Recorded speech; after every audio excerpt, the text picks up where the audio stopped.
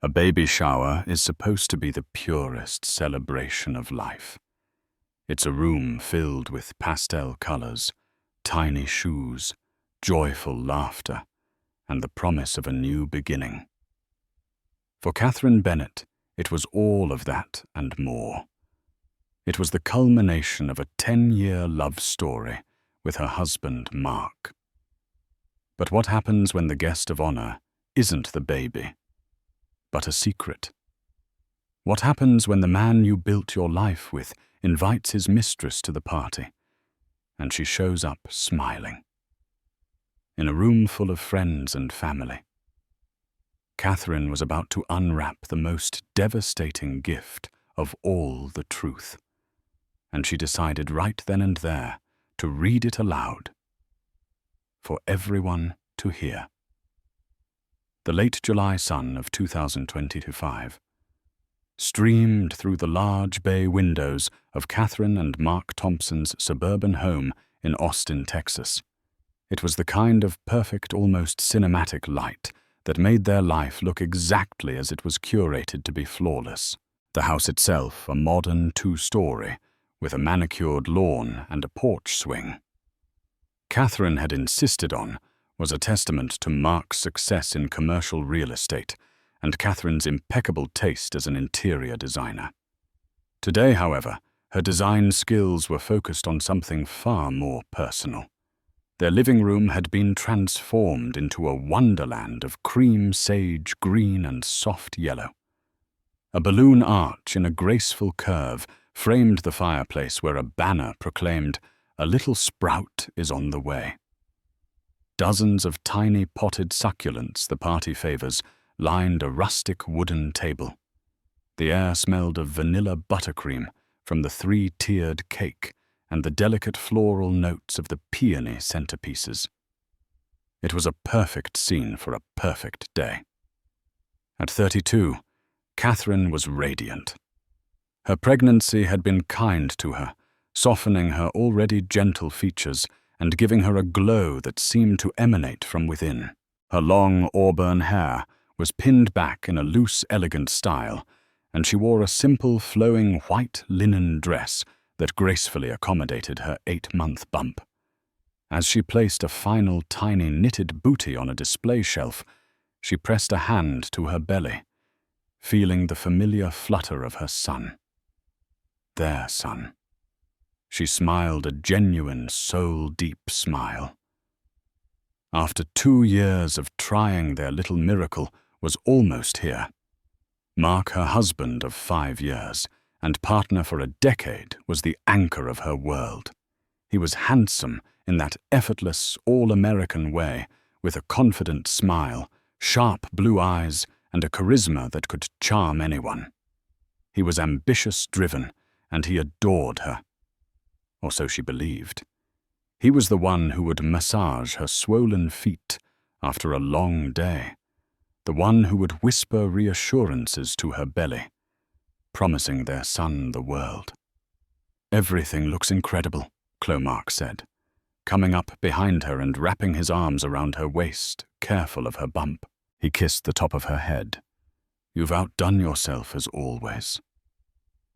"I just want it to be perfect," she murmured, leaning back into his embrace. "For him, it is perfect," he assured her. "You are perfect." But even in that seemingly flawless moment, a tiny dissonant note played in the back of Catherine's mind. Lately, Mark had been distant, not in any overt way. He was still affectionate, still said all the right things, but there was a new guardedness to him. His phone, once left carelessly on the kitchen counter, was now perpetually in his pocket or face down. He had been working late, more often citing a difficult new development project that demanded his full attention. "Just a few more months of this grind, honey," he'd say.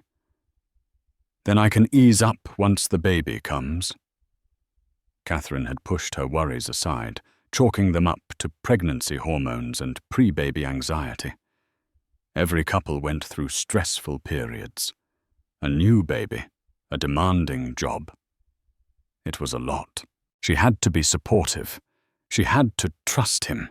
Trust was the foundation of their entire relationship, the bedrock upon which they had built this beautiful life. The first guests began to arrive around 2 p.m. Catherine's mother, Helen Bennett, a warm, bustling woman with her daughter's kind eyes, was first carrying a ridiculously oversized gift bag. She fussed over Catherine, making her sit down, and put her feet up. "You've done too much, sweetheart," Helen said, her gaze sweeping the room with pride. "This is beautiful, but you need to rest." "I'm fine, Mum. I'm just so excited." Catherine laughed. Soon the room was filled with the cheerful chatter of friends and family. Catherine's best friend since college, Sarah Jenkins, a sharp-witted lawyer with a fiercely protective streak, arrived and immediately handed Catherine a glass of sparkling cider. "Official baby mama fuel," Sarah announced. "Now give me the gossip. How's Captain America?" she asked, nodding towards Mark, who was effortlessly mingling with guests, a glass of bourbon in hand. "He's good. Stressed with work, but good," Catherine said, taking a sip of the cider. Sarah's eyes narrowed slightly. "Still working those crazy hours?" "It's a big project. It'll be worth it in the end," Catherine replied, perhaps a little too quickly. Sarah didn't press. She knew Catherine's tendency to see the best in everyone, especially Mark. Instead, she squeezed her friend's hand. "Well, today is about you and baby Thompson. No work talk allowed." The party was in full swing. Laughter echoed gifts piled high on the designated table, and everyone cooed over the ultrasound photos displayed in silver frames. Mark was the perfect host, refilling drinks, telling animated stories, and placing a proud, possessive hand on Catherine's shoulder or back whenever he passed her. He was playing the part of the doting father-to-be flawlessly. And then the doorbell rang again. It was almost 3:30 p.m., well after most guests had arrived. Mark, who was nearest the door, went to answer it. Catherine was in the middle of a conversation with her aunt about nursery color palettes when she saw Mark step back into the room, followed by a woman she didn't recognize. The woman was stunning. She was tall and slender, with sleek jet-black hair cut in a sharp bob. She wore a tailored navy blue jumpsuit that was both professional and undeniably chic. It was not typical baby shower attire. She held a small, elegantly wrapped gift from a high-end baby boutique. Catherine watched as Mark led the woman into the living room. There was a flicker of something in his expression, not quite nervousness, but a kind of heightened awareness. He guided her over to Catherine, his hand resting a little too formally on the small of her back. "Catherine." "Honey Mark," said his smile, feeling suddenly too bright, too practiced. "This is Jessica Riley.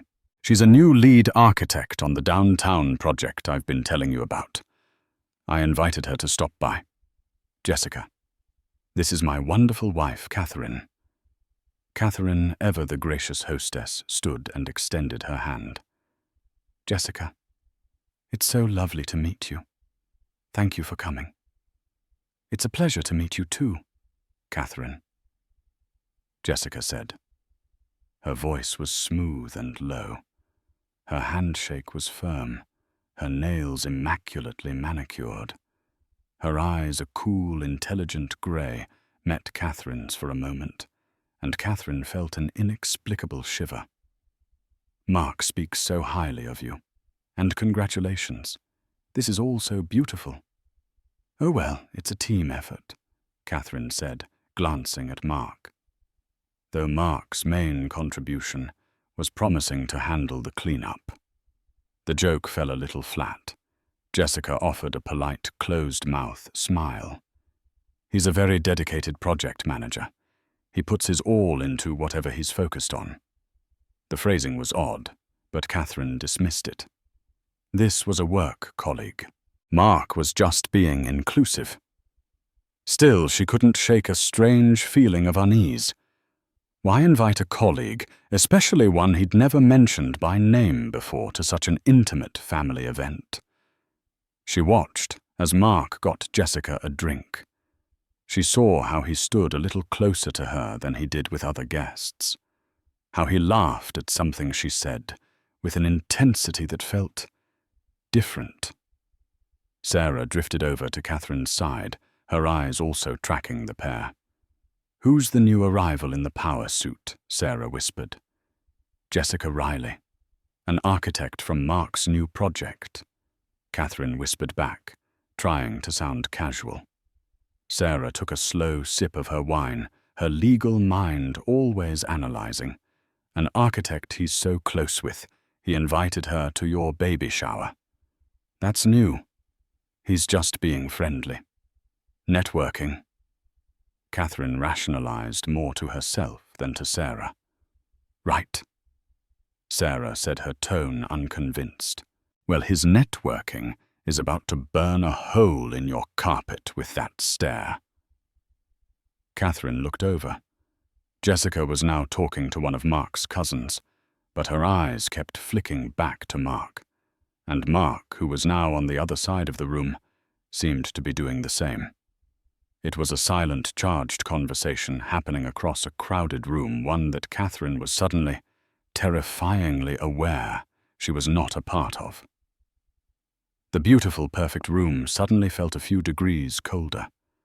The gilded cage had just begun to rattle.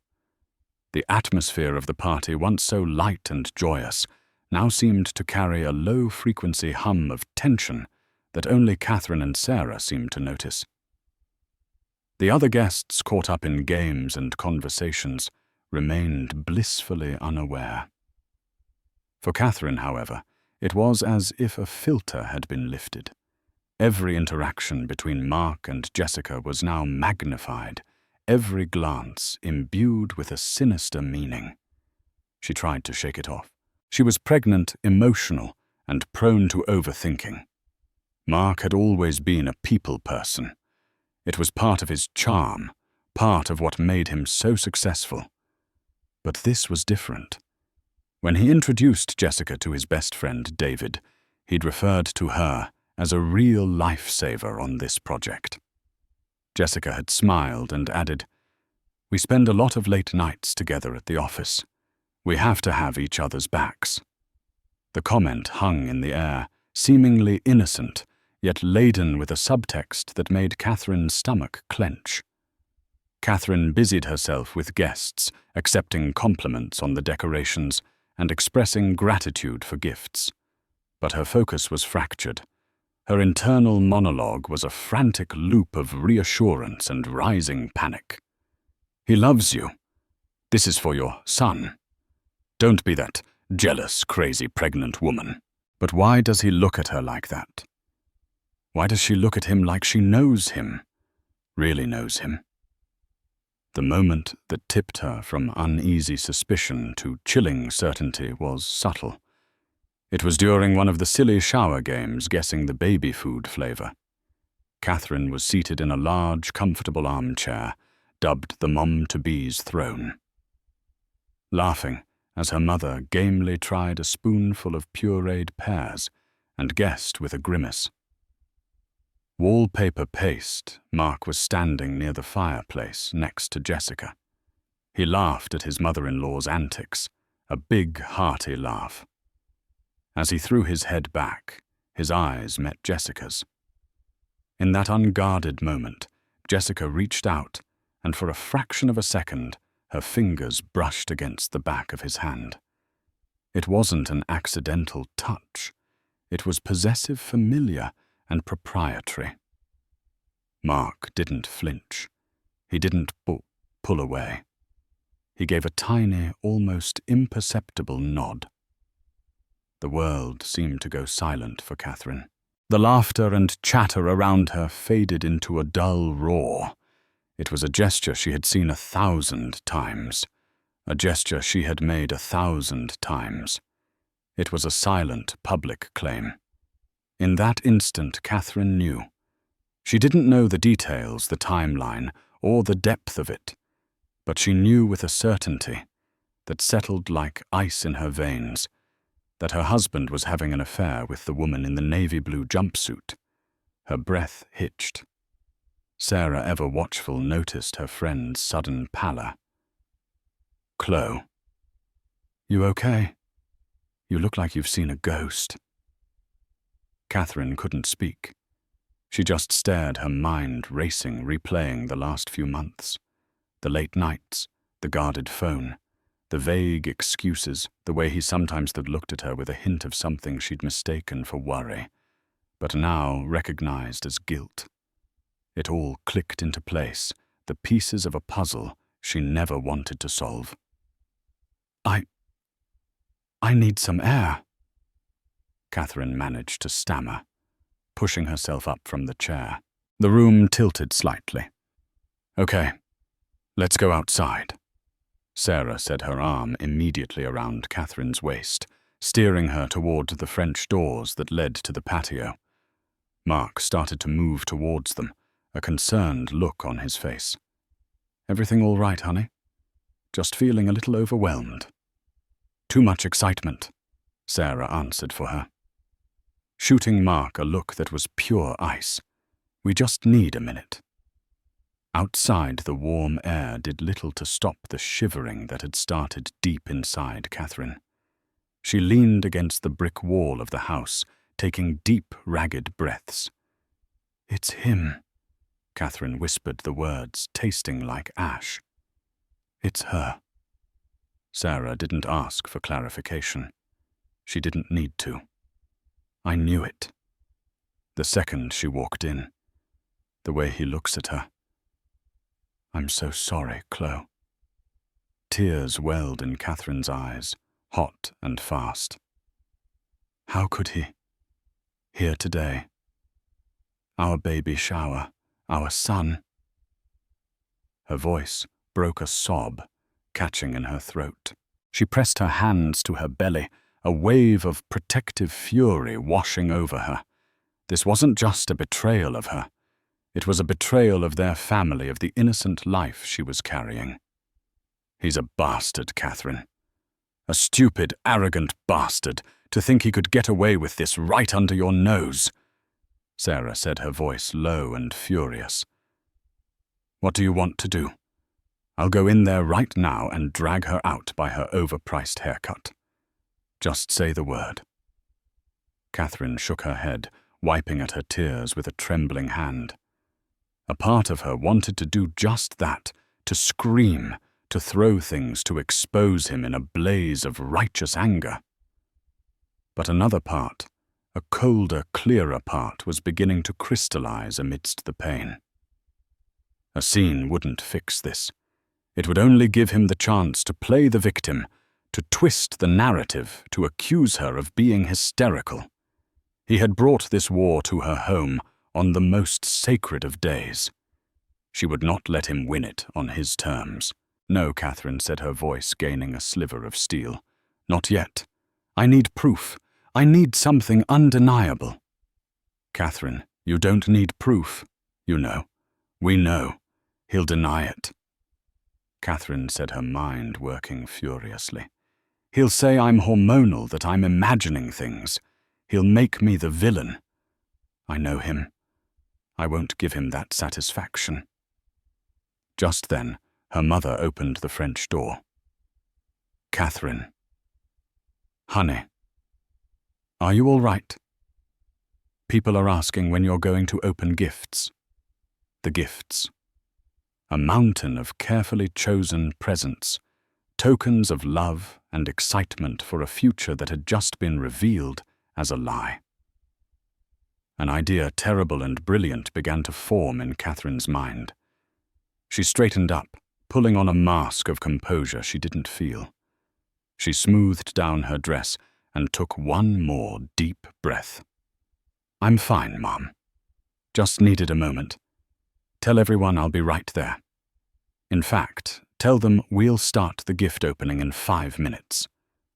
Her mum looked relieved. "Okay, sweetheart." As soon as she was gone, Sarah turned to Catherine. Her expression a mix of concern and awe. "What are you thinking I need to go upstairs?" Catherine said, her voice now eerily calm. "I'm going to my purse. I need my phone. But I might look for something else. Can you keep them distracted, especially him?" "Consider it done," Sarah said, her eyes glinting with grim purpose. "I'll start a heated debate about sleep training. That should keep everyone occupied." Catherine nodded and walked back inside, forcing a smile onto her face. She avoided eye contact with Mark, who was watching her with a searching look. She waved a hand dismissively. "I'm fine. Just a little dizzy. I'm just going to run upstairs for a second, before we open presents." She walked up the stairs, her heart pounding a frantic rhythm against her ribs. Each step felt heavy, like she was wading through water. The upstairs hallway, usually a place of quiet comfort, felt menacing. Their master bedroom, their sanctuary, was now a crime scene. She went to her purse on the dresser and took out her phone. Then she paused. Mark's phone. Where was it? Not in his pocket. She'd noticed that when he was mingling. He must have left it somewhere. She scanned the room. There it was, on his bedside table. Face up. Her hands shook as she picked it up. It was unlocked. In his arrogance, in the comfort of his own home, he hadn't even bothered to lock his screen.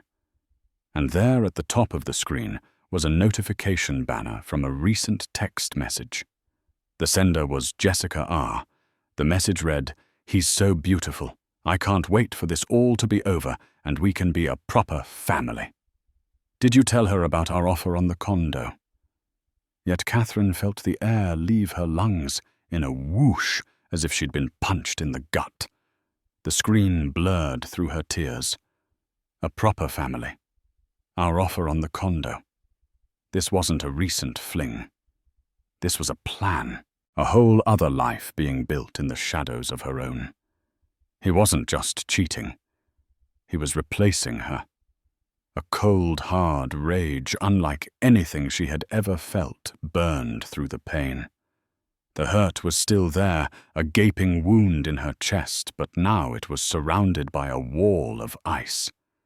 He wasn't going to get away with this. He wasn't going to quietly discard her and her son for his new life. She didn't delete the message.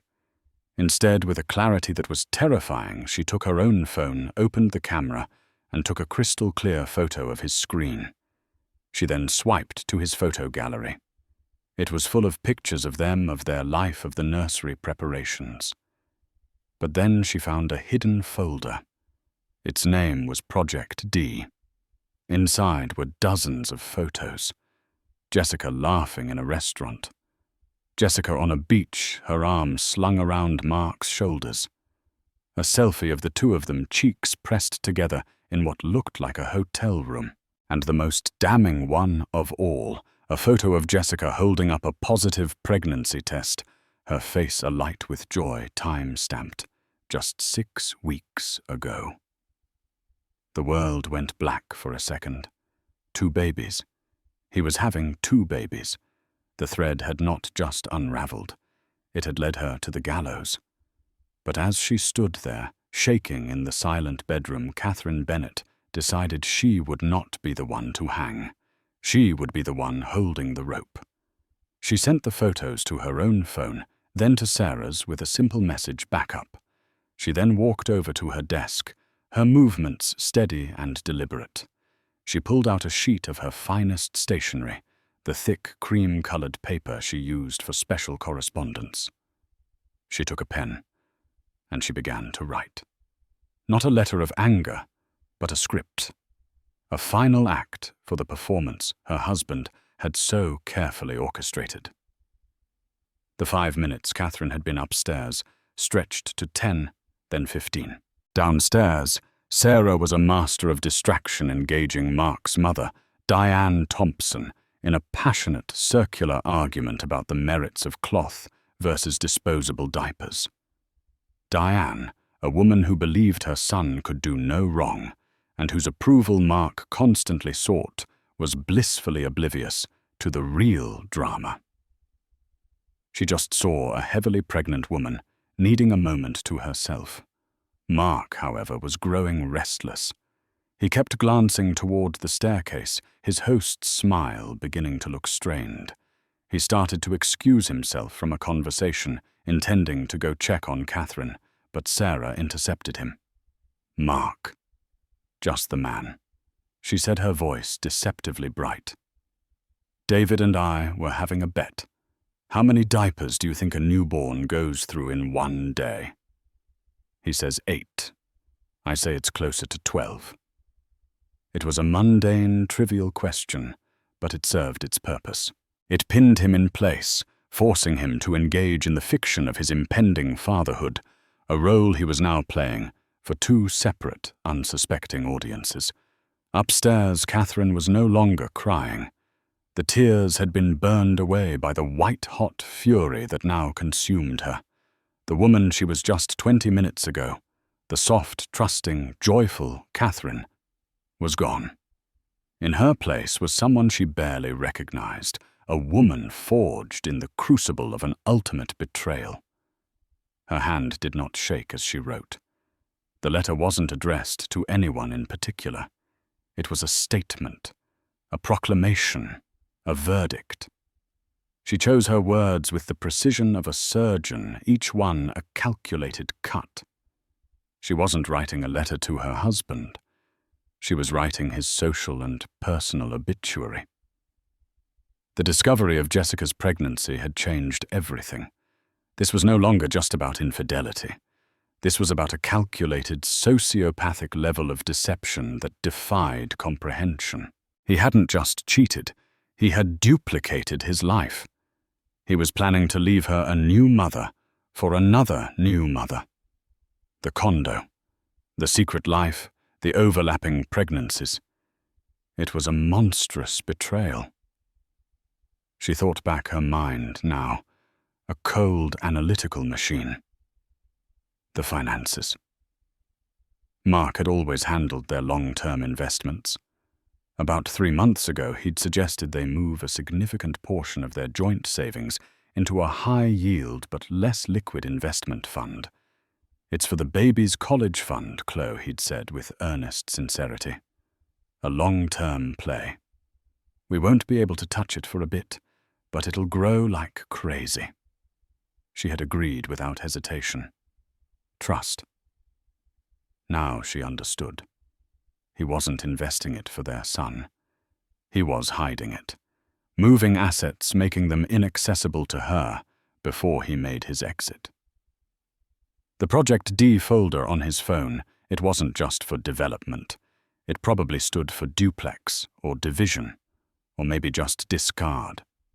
Her plan solidified. A public confrontation was no longer enough. She needed to deliver a blow so precise and so devastating that he would have no ground to stand on. Not legally, not financially, and not socially. The letter she was writing was the blade. She finished writing her neat cursive, filling the page. She folded it carefully and slipped it into the pocket of her dress. Then she took a moment to compose herself. She walked into the master bathroom and looked at her reflection. Her face was pale, her eyes shadowed, but they held a new hard light. She splashed cold water on her face, reapplied a touch of lip gloss, and practiced a smile. It was a terrifyingly convincing performance. With her head held high, she walked back down the stairs. The chatter in the living room quieted as she descended. All eyes turned to her. She smiled a wide, bright smile that didn't reach her eyes. "Sorry about that, everyone," she announced, her voice cheerful. Pregnancy brain. I completely lost track of time. I think this little guy is ready to see what presents. He got. Mark rushed to her side, his relief palpable. I was getting worried. Are you sure you're okay? He whispered, trying to take her arm. Catherine sidestepped his touch gracefully. Never better, she said, looking him directly in the eye. Her calm seemed to unnerve him more than any outburst would have. She walked to the throne chair by the mountain of gifts and sat down. All right, let's get this show on the road, she said. Sarah handed her the first gift. It was from her aunt. Catherine opened it with performative enthusiasm, cooing over a set of organic cotton onesies. She held one up for everyone to see. Oh, they're adorable. Thank you, Aunt Carol. She moved through the presents with methodical grace. A baby monitor, a diaper pail, a collection of classic children's books. With each gift she thanked the giver warmly, her voice never wavering. She was the perfect picture of a happy mother-to-be. She could feel Mark's gaze on her, searching, confused. She could feel Jessica's eyes, too, a cool, assessing stare from across the room. Jessica probably thought Catherine was weak, oblivious. She probably felt a smug sense of victory. That was about to change. Catherine made sure to open the gift from Mark's best friend, David, and his wife. It was a beautiful handcrafted wooden mobile of woodland creatures. Oh, David, this is stunning. You made this David a kind, burly woodworker. Blushed. Yeah. Thought the little guy might like it. He'll love it. Thank you, Catherine said, her sincerity genuine for the first time. David was a good man, caught in his friend's toxic orbit. Finally, there was only one gift left on the table. The small, elegantly wrapped box from Jessica Riley. Oh, looks like we have one more, Catherine said, her voice light. Sarah handed her the box. Catherine looked over at Jessica and gave her a small, polite smile. Thank you again for coming, Jessica. Jessica nodded, a flicker of triumph in her eyes. It's my pleasure. Catherine carefully undid the silver ribbon and opened the box. Inside, nestled in tissue paper, was a tiny silver rattle from Tiffany & Co. It was an expensive, impersonal gift, the kind of gift someone gives when they want to make a statement about their status, not their sentiment. Well, isn't this lovely? Catherine said, her voice smooth as glass. She held up the rattle, a silver rattle, for a silver spoon baby, I suppose. She laughed, a short, sharp sound. Thank you, Jessica. She placed the rattle aside. Mark visibly relaxed, thinking the danger had passed. He clapped his hands together. Well, that was wonderful. Thank you, everyone, for spoiling our son already. And thank you to my amazing wife, Catherine, for putting all of this together. I don't know what I'd do without you. The room filled with applause. Catherine let it die down, a serene smile fixed on her face. Thank you, darling, she said, her eyes locking with his. And thank you, everyone, for being here. It means the world to us. Before we cut the cake, I actually have one last thing I'd like to share. It's not a gift exactly. It's more of a letter of gratitude for my husband, Mark, who has given me so much. A murmur of sweet appreciation went through the room. Catherine's mother dabbed her eye with a napkin. Mark beamed, his ego inflating with the public praise. He had no idea he was a lamb being led to his own slaughter. Catherine reached into the pocket of her dress and pulled out the folded sheet of cream-colored stationery. She slowly unfolded it. The room was silent, expectant. She took a deep breath, looked out at the faces of her friends and family, and then settled her gaze on her husband. The blade was forged. It was time to strike. The silence in the room was absolute, thick with anticipation. Everyone leaned in, expecting a tearful, heartfelt tribute from a loving wife to her husband. Mark stood by the fireplace, a proud, indulgent smile on his face, basking in the perceived adoration. He caught Jessica's eye and gave her a subtle, confident wink, as if to say, "See, she has no idea." Catherine held the letter in her hands. Her pulse was a steady, powerful drum against her ribs. This was it, the point of no return. She began to read, her voice clear and steady, imbued with a warmth that was entirely feigned. To my husband, Mark, she started, her eyes lifting from the page to meet his. On this beautiful day, surrounded by the people we love, I wanted to take a moment to thank you. You have truly taught me the meaning of family and commitment. A collective awe rippled through the guests. Catherine's mother, Helen, looked positively verklempt. You've taught me that a home isn't just a structure of wood and drywall, but a place where truth and trust are supposed to be the foundation. Her voice remained sweet, but a new edge, sharp as a shard of glass, began to surface. And you've taught me that some foundations are built on sand, designed to be washed away when the tide changes. Mark's smile faltered. He shifted his weight, a flicker of confusion in his eyes. He thought she was being poetic. Catherine continued, her gaze unwavering. Thank you, Mark, for your dedication to your work. Those long, late nights at the office, the endless meetings. I used to think you were building a future for us, for our son. But I've recently come to understand that you were simply an excellent project manager, weren't you? Capable of managing multiple, large-scale projects at once. It's a real skill. She paused and looked directly at Jessica Riley. Isn't that right? Jessica's polite smile froze on her face. Her grey eyes widened almost imperceptibly. The room began to feel tense, the air crackling. Guests exchanged confused glances. Thank you, Mark. Catherine went on, her voice losing all its warmth, replaced now by a chilling, measured calm. Thank you for teaching me about financial planning. Like when you encouraged us to move our joint savings, the money I inherited from my father, into that long-term investment fund 3 months ago, the one for our son's college education. The one that, according to the paperwork I found in your desk drawer this morning, is a trust that becomes inaccessible in a divorce proceeding and lists you as the sole beneficiary. That was very, very forward-thinking of you. A gasp came from Catherine's mother. Mark's face had gone from confident to ashen. He took a half-step forward, his mouth opening as if to speak, but no words came out. And speaking of thoughtful gifts, Catherine said, her eyes now sweeping the room, before landing back on Mark.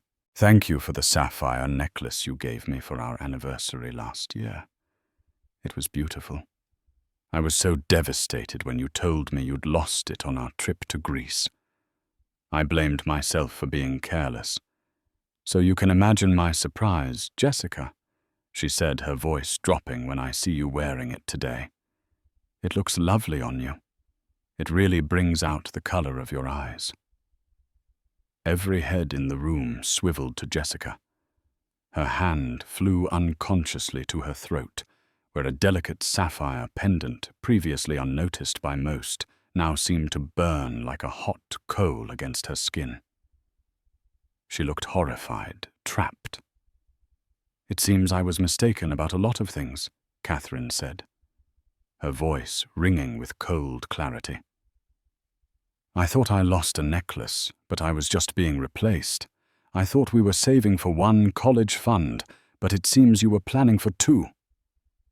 The room erupted in shocked murmurs. Mark's best friend, David, stared at him with disbelief. Diane Thompson, Mark's mother, looked from her son to Jessica, her face a mask of dawning horror. Mark. Catherine. What is this? Diane stammered. This is some kind of joke, right? Oh, I assure you, Diane, it's no joke, Catherine said, her voice dripping with ice. But the punchline is truly something. You see, Mark isn't just a diligent worker and a savvy investor. He's also incredibly fertile. She let that hang in the air for a moment. Mark was shaking his head, his face pale and slick with sweat. Catherine, stop. Don't do this here. Here. Catherine laughed, a bitter, hollow sound that echoed in the stunned silence. You chose here, Mark. You invited your pregnant mistress to our baby shower. You stood in the home I made and let her touch your hand while I was 10 feet away. You didn't want to do this here. You shouldn't have brought here to me. She held up the letter again, though she no longer needed the script. The words were etched onto her heart. So I want to offer my congratulations to both of you. She looked from Mark to Jessica, who was now staring at the floor, her face flaming with humiliation. Congratulations on your secret relationship. Congratulations on the condo you put an offer on in the city, the one you were going to move into after you left me and my son. And Jessica. Catherine said, her voice softening into a tone of mock sympathy that was more brutal than any shout. Congratulations on your pregnancy. I know you're about 6 weeks along. I saw the photo of your positive test on Mark's phone right next to the pictures of you two on your little beach vacation last month. The one he told me was a solo work retreat to de-stress. This was the final devastating blow. A collective audible gasp filled the room. The revelation of a second pregnancy, a second baby, was so monstrous, so far beyond the pale, that it rendered everyone speechless. The room didn't just get quiet, it froze. The air became thick and heavy, like time itself had stopped. Laughter, joy, celebration. All of it had evaporated, replaced by a profound, suffocating silence of shock and disgust. Catherine folded the letter with deliberate, precise movements. She placed it on the small table beside her, next to the silver rattle. So yes, she said, her voice now quiet, but carrying to every corner of the frozen room. Thank you, Mark. You have given me so much. You've given me the truth. And now I'm giving it back to all of you. She stood up, her posture regal, her hand resting protectively on her own belly. She looked at her husband, a man she no longer recognized, and at the woman who had helped him destroy her world. The party, she announced, her voice resonating with newfound power, is over. Both of you get out of my house. The silence that followed Catherine's final command was not merely an absence of sound. It was a physical presence, a heavy, suffocating blanket that smothered every breath in the room. It pressed down on the cheerful balloon arch, making it look garish and absurd. It clung to the pastel-colored napkins and the half-eaten slices of cake, transforming a scene of celebration into a museum of catastrophe. For a long, suspended moment, the world was a photograph, each guest frozen in their posture of shock, their faces a gallery of disbelief, horror, and morbid fascination.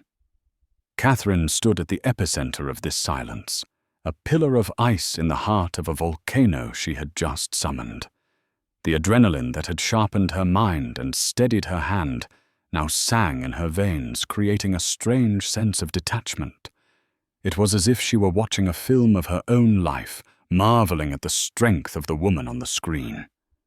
She felt the weight of her son, a solid, living anchor, in a world that had just been blasted into fragments.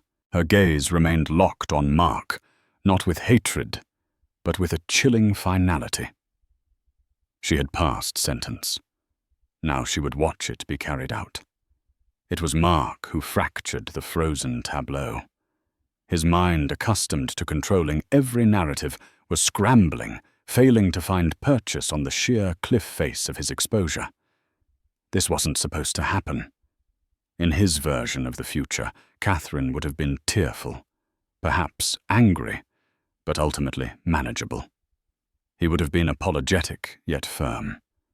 It would have been a private, messy affair, but one he would orchestrate. This public execution was not in his script. He lurched forward, a puppet with its strings cut. His face, once a portrait of easy confidence, was now a crumpled mess of panic and rage. "Catherine, please," he began, his voice a desperate, rasping sound that was swallowed by the oppressive quiet. "We can talk about this, not like this. Let's go upstairs, just you and me." He was trying to reclaim control, to pull her back into the familiar dynamic of their private life, where his manipulations had always worked before. Catherine didn't even grant him a verbal reply. She simply raised an eyebrow, a small, dismissive gesture that communicated everything. "You no longer have the right to even suggest what we do." Seeing his first attempt fail, Mark's desperation curdled into aggression. He fell back on the most ancient and insidious weapon in the manipulator's arsenal. "You're being hysterical." He spat, his voice gaining a venomous edge. "You're pregnant, your hormones are all over the place. You're not thinking clearly." He didn't get to finish the sentence. Sarah, who had been standing like a coiled viper, struck. She moved with a lawyer's predatory grace, closing the distance between them in 2 silent steps and positioning herself as a physical shield in front of Catherine. She was shorter than Mark, but she radiated an intensity that made her seem 10 feet tall. "Listen to me very carefully, Mark," she hissed, her voice low, but carrying the lethal precision of a stiletto. "If you utter one more word that questions her sanity or her clarity, I will not just see you ruined. I will make the process of your ruin my singular passion project. I will depose every business partner you've ever had. I will subpoena records so deep they'll find things you've forgotten you've done. Your name will be a synonym for pariah in every real estate journal and country club in this state." "Do you think I'm being hysterical?" Mark recoiled, as if he'd been slapped. He had always seen Sarah as Catherine's witty, harmless friend. He was now facing Sarah Jenkins-esque, and he was utterly outmatched. While Mark was momentarily neutralized, Jessica saw her chance. Her public image, her carefully constructed persona of a chic, intelligent professional, had been immolated. She was now just the other woman, the home wrecker, the fool who wore her lover's wife's necklace to a baby shower. The shame was a physical heat on her skin, the silent judgment of the crowd, 1,000 tiny needles. She had to escape. Snatching her purse from a nearby chair, she turned her movements jerky and uncoordinated and made a desperate head-down bolt for the front door. She almost made it. Her hand was inches from the doorknob when Catherine's voice cut through the room again, as calm and sharp as a scalpel. "Jessica!" Jessica froze, her back rigid. She could not bring herself to turn around to face the woman whose life she had conspired to dismantle. "You seem to have forgotten something." Catherine continued, her voice devoid of any emotion except a flat, indisputable authority. "Leave the necklace." A collective, sharp intake of breath swept the room. It was an act of ultimate stripping, not just of a piece of jewelry, but of any claim Jessica thought she had. For a moment, Jessica didn't move. Perhaps she considered defiance, just running out the door with it. But she must have felt the weight of every eye on her, the the sheer impossibility of walking away with that totem of her transgression. With a trembling, fumbling hand that betrayed her utter humiliation, she reached behind her neck and unclasped the sapphire pendant. She didn't turn. She didn't look. She just opened her hand and let it fall. It hit the polished hardwood floor with a tiny, sharp clatter. A sound of such insignificance that it was rendered deafening in the charged silence. The delicate silver chain skittered for a moment before coming to rest, the sapphire winking up from the floorboards like a malevolent eye. Jessica didn't wait to see it land. The moment it left her hand, she wrenched the front door open and fled, disappearing into the blinding Texas sunlight. Now only Mark remained in the spotlight, and the audience, his friends and family, began to stir. His mother, Diane Thompson, who had always viewed Catherine with a certain polite condescension as the woman lucky enough to land her perfect son, finally processed the enormity of what she'd heard. She staggered forward, her hand pressed to her chest. "Mark, look at me," she pleaded, her voice trembling. "Is it true what she said about this woman, a baby? Mark, tell me it's a horrible lie. Tell me your wife is mistaken." Mark couldn't meet her gaze. He stared at the floor, at the wreckage around him. His silence was his confession. Diane let out a wounded, whimpering sound, the noise of a mother seeing her child, not as she imagined him, but as he truly was. The pride she had carried for over 30 years crumbled into dust. Mark finally lifted his head, his eyes wild with a cornered animal's fury. He looked at Catherine. "You've ruined us." He whispered the words, thick with self-pity. "Everything. Our life, our reputation. You've burned it all to the ground." Catherine felt a flicker of the old pain, but it was quickly extinguished by the cold, hard clarity she now possessed. She took a step forward, away from the protective circle of her mother and friend. "I didn't burn anything, Mark," she said, her voice steady and clear. "I just turned on the lights. This is the house you built, full of lies, secrets, and rot. You just got so used to living in the dark, you forgot what it looked like in the light." The guests took this as their cue. The party was not just over, it was toxic. In a quiet, awkward shuffle, they began to gather their things. The movement was a judgment in itself. They offered whispered words of support and sorrow to Catherine as they passed. "We're so sorry, Catherine. Call me if you need anything. You are so strong." To Mark, they offered nothing but wide berths and looks of profound disgust. He was radioactive. His best friend David was one of the last to leave. He walked not to the door, but to Mark. His face was a canvas of pain and disappointment. "I defended you, Mark," David said, his voice low and heavy with betrayal. "When people said you were working too hard, that you seemed distant, I told them you were just focused on providing for your family. I stood up for you." He shook his head slowly. "I feel like a fool." He looked over at Catherine with eyes full of apology, then back at his friend. "I'll text you about getting my things from your garage, but I think we're done here." He dropped the beautiful wooden mobile he had so lovingly crafted onto an empty chair, a final returned gift.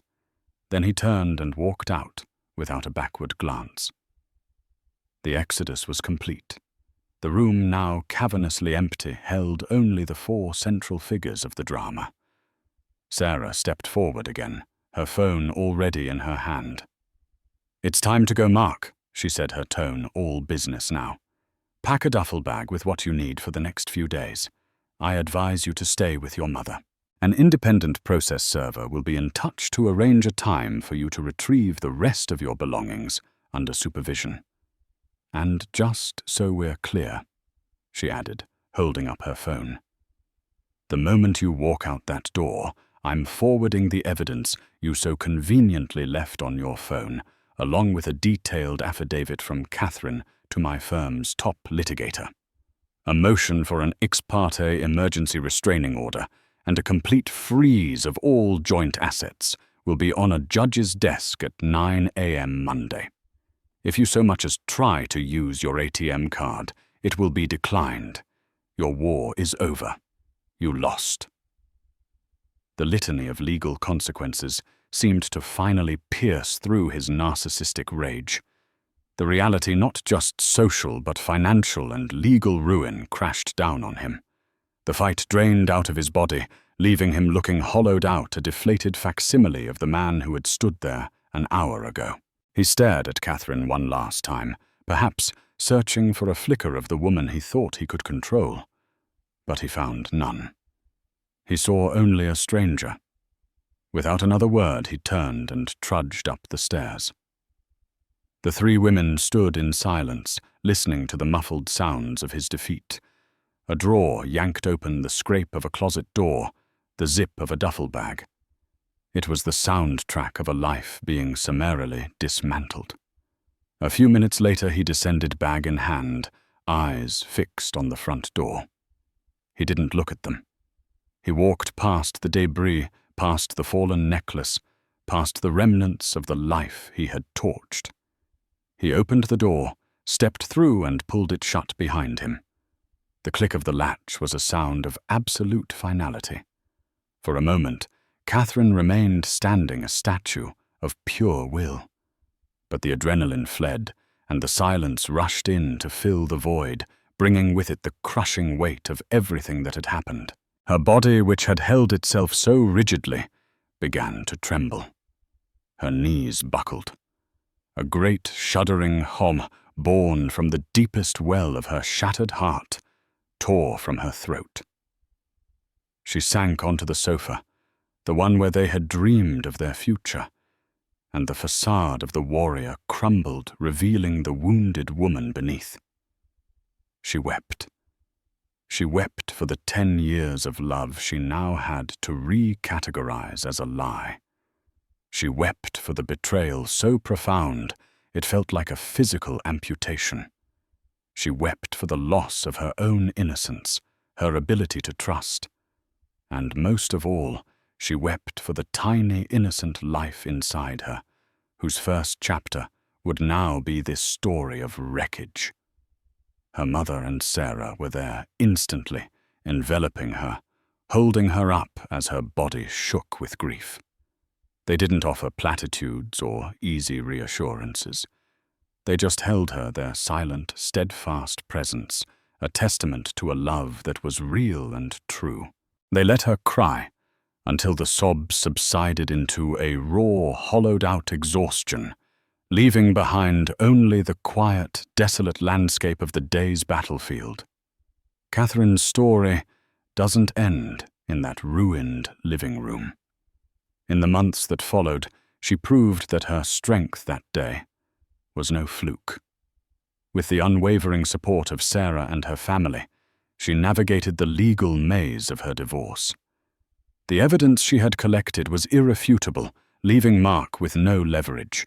She kept the house her house and secured a future for her and her son. 4 weeks later, she gave birth to a beautiful, healthy baby boy named Leo. He didn't have the father she had dreamed of for him, but he had a mother who was a warrior, a grandmother who was a fortress, and an auntie who was a guardian angel. He was surrounded by a fierce and unconditional love that was more than enough. Catherine learned that sometimes the most beautiful families are the ones we rebuild from the ashes. Her betrayal did not define her. Her resilience did. What Catherine did took unimaginable courage. In a moment of ultimate pain, she chose power over pity and truth over silence. Her story is a raw, painful reminder of betrayal, but it's also a powerful testament to the strength of a woman who refused to be erased. Have you ever faced a moment that tested every ounce of your strength? What would you have done in Catherine's shoes? Share your thoughts and stories in the comments below. We read every single one. If this story moved you, please give this video a like. Share it with someone who needs to hear it, and don't forget to subscribe for more true life stories of strength and survival. Thank you for listening.